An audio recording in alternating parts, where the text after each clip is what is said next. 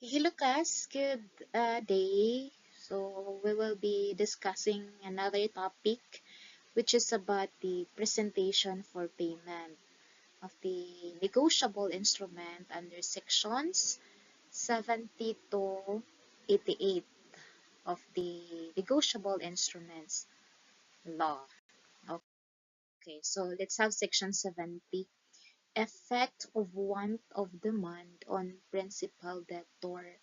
Presentment for payment is not necessary in order to charge the person primarily liable on the instrument. So, what is presentment for payment? The presentment of instrument, the promissory note or the accepted bill to the person primarily liable. So, we have discussed last no and okay, if you can remember under the previous topics na to class, natay gitawag og mga persons primarily liable. So, number one, si maker, pag promissory note, or katong acceptor of bill of exchange. So, pag si bank, dawaton na niya tong imuhang bill of exchange, like accepted, primarily liable na din siya. But please take note, under number 3 nga, if the drawee, wala pa niya gi-accept ang instrument, dili siya liable. Kanos alang siya maging primarily liable kapag dawaton, he becomes an acceptor kapag dawaton na niya ang bill of exchange. So, first group, primarily liable.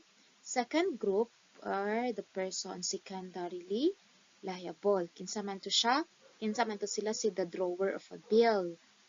And then, the endorser of a note or a bill. Kinsa gani ng endorser? Katong nag-sign sa promissory note or sa bill of exchange. Okay. So, balik ta.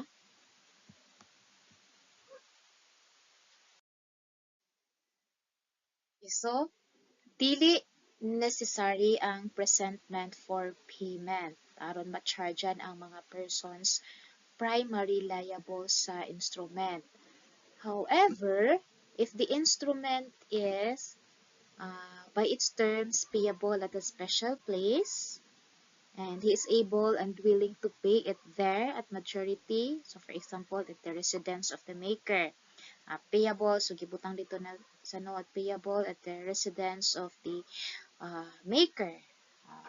And he is able to he is able and willing to pay it there at maturity. Such ability and willingness are equivalent to a tender of payment upon his part. But except as herein otherwise provided, presentment for payment is necessary in order to charge the drawer and endorser. So please take note ha. To dili good necessary nga i-present ang negotiable instrument for payment to the person primarily liable, which are the maker, the acceptor of the bill of exchange.